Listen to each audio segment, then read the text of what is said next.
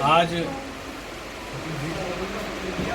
बिहार प्रदेश Janata Dal you विधि प्रकोष्ठ के प्रदेश अध्यक्ष होने के नाते प्रदेश के आदरणीय मुखिया विकास पुरुष नीतीश कुमार जी के मार्गदर्शन में एवं पार्टी के सर्वमान्य नेता माननीय सांसद संजय झा जी, प्रदेश अध्यक्ष उमेश कुशवाहा जी, हमारे संगठन के कुशल नेतृत्वकर्ता ललन सराफ साहब के निर्देश पर दरभंगा और मधुबनी दो जिला न्यायालयों में अधिवक्ता संवाद का कार्यक्रम रखा गया था।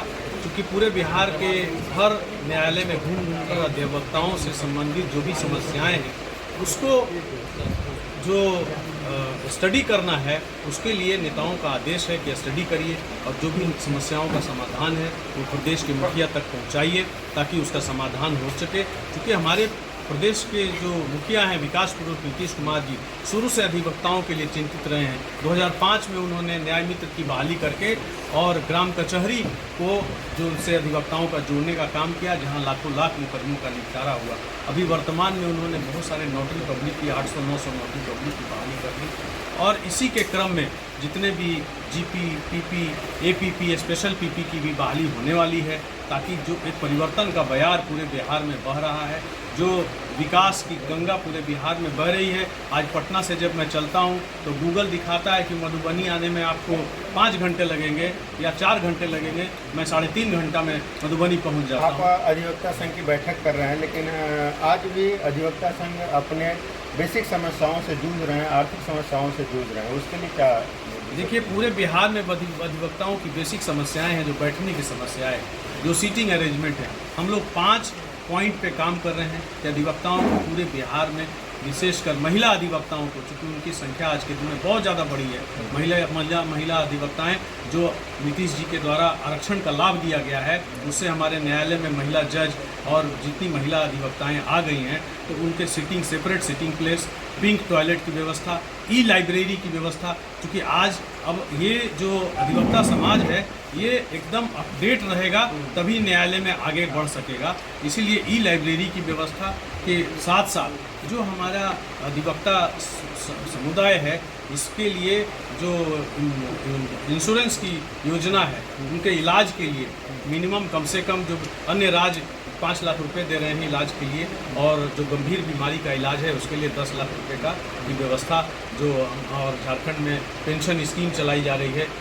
या राजस्थान एडवोकेट्स वेलफेयर एक्ट के तहत स्लैब बना के वो जो पेमेंट देने का, जो रिटायर करना चाहते हैं उनको 5 लाख से लेकर 20 लाख तक रुपये देने की तैयारी चल रही है। उसी तर्ज पर हमारे बिहार में जो ट्रस्टी कमेटी है जिसके चेयरमैन हमारे आदरणीय पीके शाही जी हैं, वो काम कर रहे हैं और जो अधिवक्ता बंधु बीमार पड़ते हैं उनको 1 लाख रुपए का इमीडिएट और मृत्यु होने पर 6 लाख रुपए का लाभ तुरंत।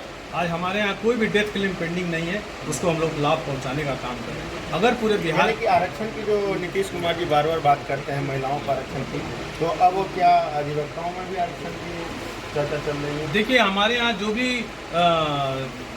जो हमारे यहाँ आदरणीय नीतीश जी का और आदरणीय स्वर्गीय कर्पूरी ठाकुर जी का जो सिस्टम है, उसी सिस्टम के तहत हम लोग आज जब महिलाओं को आरक्षण देने की बात कर रहे हैं तो उसके बाद हमारे यहाँ न्यायालयों में भी जो भी अभी पैनल बनेगा, चाहे वो एपीपी का बने, स्पेशल पीपी का बने या जीपी का बने, उसमें हम लोग इस बात का ख्याल रखें कि सामाजिक समरूपता बनी रहे। ऐसा नहीं हो समाज के सभी वर्ग का उनकी रेशियो और आबादी के हिसाब से उसको हम लोग उसमें समाहित कर सकें और उनको उसके हिसाब से भागीदारी। युवा लोग काफ़ी आते हैं, अधिवक्ता बनते हैं और उनका जो बेसिक नीड रहती है वो पूर्ण नहीं हो पाती है। तो युवाओं के लिए कुछ बेसिक जो अमाउंट है कुछ गवर्नमेंट इसके लिए तय करनी जा रही है। देखिए, इंटर्नशिप के लिए और प्रोफेशनल्स के लिए आदरणीय नीतीश कुमार जी ने 5,000 रुपये महीना देने की व्यवस्था की है।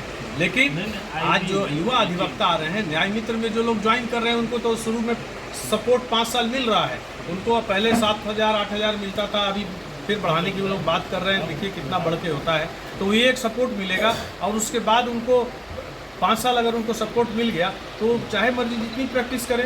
और जो यंग लॉयर्स हैं, ये तय बात है कि हमारे 50% जो लॉयर्स हैं जो गरीब घर से आते हैं प्रैक्टिस करने, उनको फाइनेंशियल सपोर्ट नहीं मिलने की वजह से वो प्रैक्टिस छोड़ के चले जाते हैं। पूरे बिहार में हर न्यायालय में 20% जो लॉयर हैं वो आते हैं यंग लॉयर, जिसमें 10% पैसे के भाव में गरीबी की वजह से प्रैक्टिस छोड़ कर चले जाते हैं।